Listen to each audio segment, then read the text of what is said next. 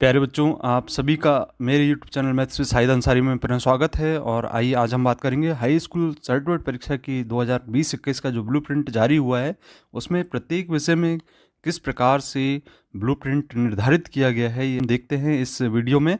और इसमें आप सबसे पहले देख रहे हैं यहाँ पर हिंदी विषय का ब्लूप्रिंट है। यहाँ पर इसमें आप हिंदी विषय में यहाँ पर जो बदलाव किए गए हैं, प्रत्येक इकाई को अलग अलग यूनिटों में बदल दिया गया है। तो यहाँ पे आपको ब्लूप्रिंट में 2 इकाई देखने को मिल रही है और ये तीसरी इकाई, तो 3 इकाइयों में विभाजन कर दिया गया है। और प्रत्येक इकाई में, जैसे पहली इकाई में कुल जो अंक निर्धारित किए गए हैं वह 34 हैं।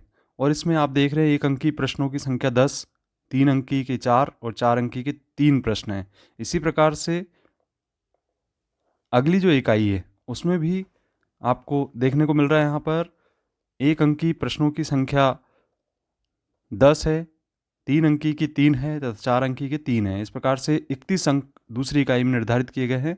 इसी प्रकार से जो तीसरी यूनिट है उसमें भी आपको यहाँ देखने को मिल रहा है 1 अंकी प्रश्नों की संख्या 10 है, 3 अंकी की 3 है और 4 अंकी के 4 प्रश्न हैं। इस प्रकार से 35 अंक तीसरी इकाई में निर्धारित किए गए। इसी प्रकार से अन्य विषयों में भी आपको देखने को मिलेगा यहाँ पर कि किस प्रकार से निर्धारण किया गया है। और यहाँ पे कुछ नियमों में बदलाव हुआ है। आप यहाँ पे समझ पाएंगे कि विषय से संबंधित आधारभूत जानकारी के प्रश्न जिनके आधार पर इकाई विषय वस्तु नियत पूछे जा सकते हैं। दूसरा ये बदलाव है कि वस्तुनिष्ठ प्रश्न 30% के 1 अंक के आएंगे, 30%, और विषय आधारित सब्जेक्टिव प्रश्न 30% आएंगे जो कि 3 अंक के होंगे। 75 से 100 शब्दों में इनका आंसर देना होगा।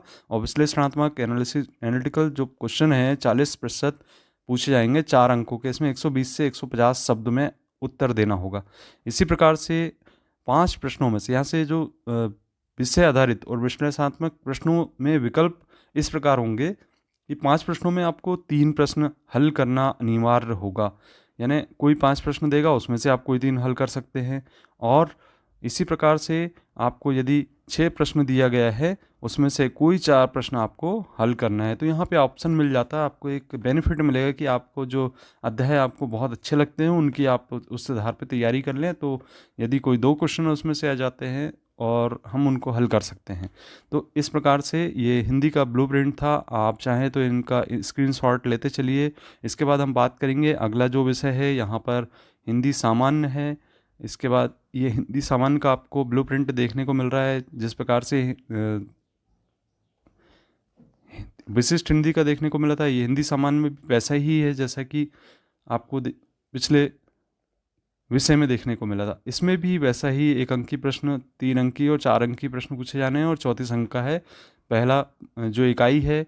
इसको भी 3 पार्ट में, यहाँ पे 3 इकाइयों में विभाजित किया गया है। इसी प्रकार से आप देख रहे हैं अगली जो दूसरी इकाई है और तीसरी इकाई है, इसमें भी कुल अंक 100 हैं, 3 घंटे निर्धारित किए गए हैं। और यहाँ पे 1 अंकी प्रश्न, 3 अंकी और 4 अंकी प्रश्न, 2 अंकी और 5 अंकी प्रश्न अब परीक्षा में नहीं पूछे जा रहे हैं। तो यहाँ पे ये बहुत बड़े बदलाव आपको देखे जा रहे हैं। आप चाहे तो स्क्रीनशॉट लेते चलिएगा। इसके बाद अगला अंग्रेजी विषय है, अंग्रेजी विशिष्ट। इसके अंतर्गत भी आपको बदलाव देखने को मिल रहे हैं। पहली यूनिट यहाँ पे जो निर्धारित की गई, आप इसको चाहे तो स्क्रीनशॉट ले लें। 1 अंकी प्रश्न, 3 अंकी और 4 अंकी प्रश्न, तो यहाँ पे कुल अंक 31 निर्धारित हो गए। इसी प्रकार से जो अगली यूनिट निर्धारित की गई है लेसन के अनुसार, तो उसमें भी 1 अंकी, 3 अंकी और 4 अंकी प्रश्न, यहाँ पे टोटल 31 अंक का निर्धारण किया गया है। इसके बाद जो इसमें तीसरी यूनिट का निर्धारण किया गया है, उसमें आप देखेंगे कि तीसरी यूनिट के निर्धारण में यहाँ पे कुल अंक आपको 38 दिखाई दे रहे हैं। तो इस प्रकार से आपका ये अंग्रेजी विशिष्ट का पेपर होगा।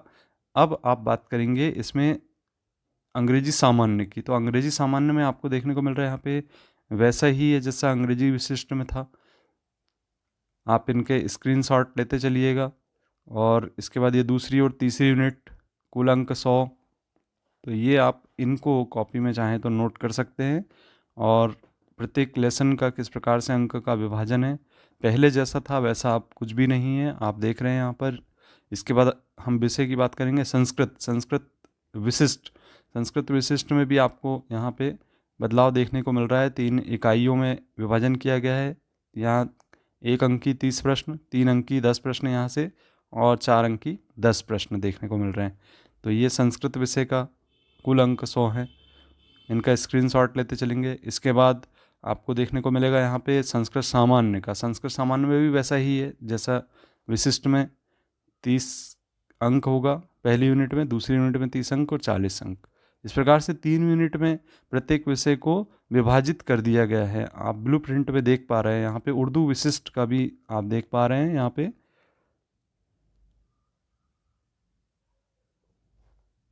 इस प्रकार अंकों का निर्धारण है।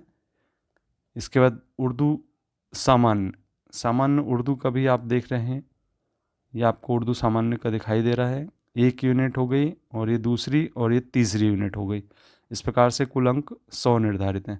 इसके बाद आपको देखने को मिल रहा है मराठी सामान्य का प्रश्न पत्र है। इसमें भी अंकों का निर्धारण मिल रहा है आपको। आप इनका स्क्रीनशॉट चाहें तो लेते चले। इसके बाद आपको गुजराती सामान्य का पेपर देखने को मिल रहा है, जिसमें भी 3 अंकों में विभाजित कर दिया गया है। 3 यूनिट यहाँ पे भी पूछी जाएंगी, तो ये 3 यूनिट आपको देखने को मिल रही हैं।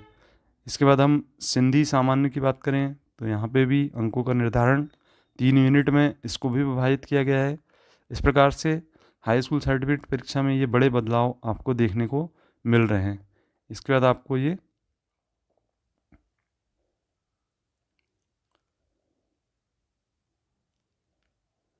विज्ञान विषय की बात करें तो यहाँ पर भी बड़ा बदलाव आपको देखने को मिल रहा है। कुल अंक यहाँ पर 170 हैं और 3 घंटे का समय दिया गया है। इसके बाद इसमें पहला जो इकाई दी गई है उसमें पहले से 5वें अध्याय लिए गए हैं, और इसमें भी अंकों का निर्धारण इस प्रकार से है। 1 अंक की प्रश्न 8 आएंगे, 3 अंक की 2 और 4 अंक की 3 प्रश्न आएंगे। कुल 26 अंक होंगे। इसके बाद इसके अंतर्गत इकाई क्रमांक 2 एवं 3, तो आप यहाँ पे देख रहे हैं कि इकाई क्रमांक 2 में यहाँ पे 5 यूनिट ली गई हैं। इसमें 1 अंक की 8 प्रश्न, 3 अंक की 3 और 4 अंक की 3 प्रश्न लिए गए। कुल अंक यहाँ पे 29 हैं। और अंत में यहाँ पर तीसरी जो यूनिट है उसमें हम देख रहे हैं कि 5 इकाई इसमें भी ली गई हैं, 1 अंक की 8 प्रश्न और 3 अंक की 3 प्रश्न और 4 अंक की 2 प्रश्न। तो इस प्रकार से आपको देखने को यहाँ पे ध्यानपूर्वक देखें तो ये आपका विज्ञान विषय का पेपर, और इसमें विज्ञान विषय में आपको 24 वैकल्पिक प्रश्न पूछे जा रहे हैं। प्रश्नों की संख्या बढ़ा दी गई है, 20 प्रश्न आते थे। अगला जो विषय है आपको यहाँ पे देखने को मिल रहा है सामाजिक विज्ञान। सामाजिक विज्ञान को भी 3 यूनिट में विभाजित कर दिया गया है।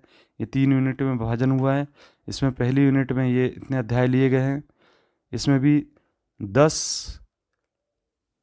प्रश्न पहले यूनिट में पूछे जा रहे हैं, 1 अंक के, 3 अंक के 5 प्रश्न और 4 अंक के 5 प्रश्न। इस प्रकार से 45 अंक पहली यूनिट में दिए गए हैं।